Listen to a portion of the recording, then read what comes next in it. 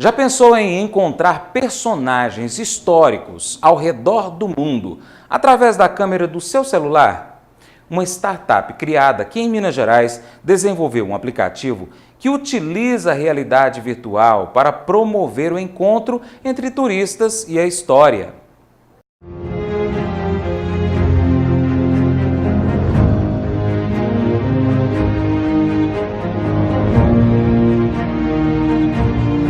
Preste muita atenção, porque você vai entrar agora em uma realidade virtual com personagens históricos. Isso mesmo, Carlos Moraes, o criador da plataforma através do Animest, explica como teve início sua ideia e da importância de novidades no setor turístico, bem como adquirir conhecimento histórico pelo aplicativo. Eu gosto muito de viajar, já fiz alguns mochilões e uma coisa que eu sempre notei é que falta um pouco de inovação no setor turístico. A maneira que as pessoas experienciam o turismo hoje é basicamente a mesma coisa que era 20 anos atrás. Não tem uma interação maior com a cidade. Você consegue fazer booking de atividades mais fácil, comprar voo mais fácil, mas a partir do momento que você chega na cidade, você está por si só. Então, a minha intenção era muito isso, trazer um pouco de tecnologia para o setor turístico. E como a minha inspiração maior foi minha mãe, que é professora de Geografia e História, eu sempre me interessei muito sobre a história da cidade, sobre a geografia, sobre a cultura. E eu vi que as cidades que eu estava visitando eu não aprendia o suficiente. Então, eu comecei a pensar como é que eu poderia explorar essa falta, esse problema que era uma falta de ensinar, uma falta de atrair realmente o turista para a história local, e como que eu poderia explorar isso para que a gente conseguisse inovar o setor turístico. E foi assim que a gente começou a trabalhar nesse setor.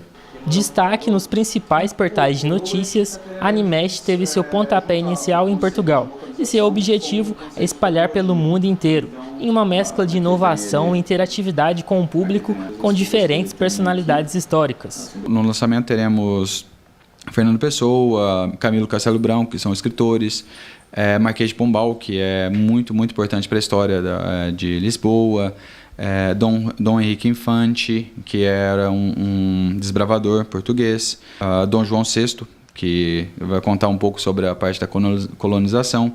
Então a escolha foi baseada na história portuguesa e o que ela pode passar para os turistas. E, lógico, como eu sou brasileiro, tentando trazer um pouquinho da história brasileira para a aplicação, para que depois a gente consiga fazer isso para o Brasil também. Estamos aqui na Praça Getúlio Vargas de Alfenas, ao fundo da Igreja Matriz, e agora a gente vai conhecer um pouco mais de como funciona essa plataforma de realidade virtual. Explica um pouco para a gente. O turista estava andando pela cidade e no local de interesse, no caso aqui a Praça Getúlio Vargas, ele recebe uma notificação falando que nesse local há uma história a ser contada. Nisso ele abre a aplicação no seu telemóvel e ele já começa abrir a câmera do celular, parece que é só a câmera. Só que ele faz o reconhecimento do solo e nisso ele coloca aqui o objeto, que no caso é o Fernando Pessoa. E o Fernando Pessoa começa a lhe contar uma história sobre, nesse caso, quem é ele. Eu sou o Fernando, mas toda a gente me trata. E ele está parado no espaço, então se eu chegar mais perto, eu consigo chegar mais perto ou mais longe. E é como se ele realmente estivesse aqui. E a nossa evolução é para que isso seja evoluído para óculos. Então, depois que as pessoas estiverem usando óculos de realidade aumentada, vai parecer que são hologramas que aparecem do nada, entendeu? Como possam conversar com eles.